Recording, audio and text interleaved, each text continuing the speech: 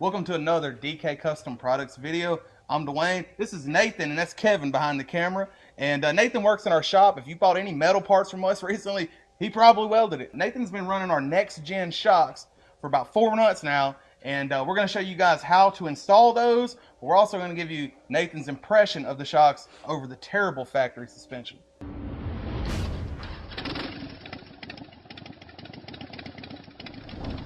You'll start by prepping your bike for installation. This includes removing bags, putting the bike up on a lift, and if you have a model equipped with an external adjustment assembly such as air ride or this hand adjustment, you're going to want to take all of that off before you start to remove your original shocks. Now, I like to have the bike up on a lift with the tire barely touching the floor. That way, when you remove your OEM shocks or you're installing the new shocks, you're not fighting with the weight of the swing arm. It's just barely touching the floor. Now, you can start with the fastener on the bottom or the fastener on the top. Sometimes, if you have an aftermarket exhaust, you may need to loosen that slip-on to gain yourself a little more swing arm clearance when removing your shocks. You're going to want to save the fasteners, but that's the only hardware you're going to reuse. Don't attempt to install any of the OEM washers back into place because that could affect the functionality of the shocks. Now, always use thread locker. And if you notice, these little spacers, there's a thick one and a thin one. We include sets of both. Typically, the thicker one's going to go towards the inside, but if you need a little more clearance for your bags or vice versa, you can interchange those. You just want to make sure you're consecutive and you put the thick ones on the inside at the top and the bottom, or the thick ones on the outside at the top and the bottom. You don't want your shocks off kilter. So you're going to go ahead and thread them in hand tight and then go ahead and fasten it down and before using a torque wrench. Tighten to the torque specs specified in your service manual, but always install them so that the preload adjustment collar is at the top of the bike. They will not operate correctly if installed upside down. Now, we do set the preload prior to shipping these shocks out, but you may have a change in your circumstances or simply wish to fine-tune the preload for your riding style and conditions. If you choose to do this, we do include instructions which can be seen at the product link in the description below.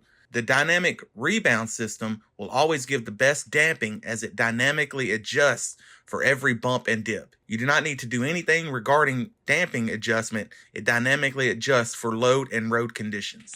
And it's that easy. We're letting the bike down now. You can see the shocks compress. You can see we've already set the sag and the preload on these shocks. They're ready to go. All right, so for video purposes, we threw those terrible factory shocks back on the bike so we can show you how to take them off, how to put the new shocks on. But we're gonna get a little feedback from Nathan here. So you've been running them for 4 months? About 4 months. What's your initial thoughts? Dramatically better. Overall, it even improved the handling. Yeah. Improved handling. There's bumps right down the road from the shop here that are horrible. And the day I left with them on there, total change. So you often find yourself riding 2-up. So you always carry a passenger. Sometimes you have a little luggage in the back for a day trip, right? Right. Okay. Yep. And the way we set it up for me solo. I went home, rode with my 2-up passenger, and I adjusted it maybe 4 rounds.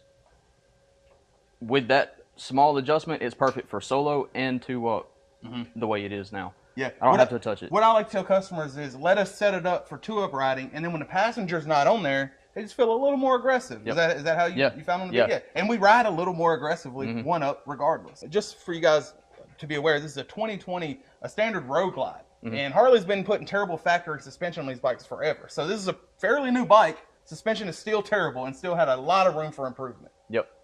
I adjusted the preload adjustment everywhere from one end of the spectrum to the other, and there was no good spot for it. It always rode stiff to me.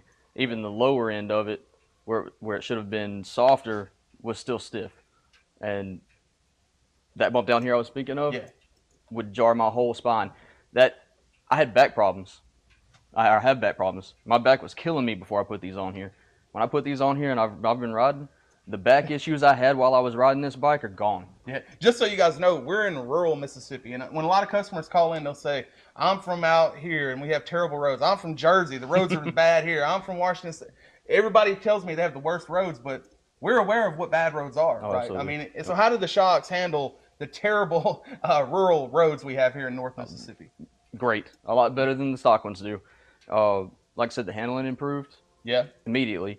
The potholes that we have here, if you hit one, it's not going to jar you from your feet to your head like the other ones did.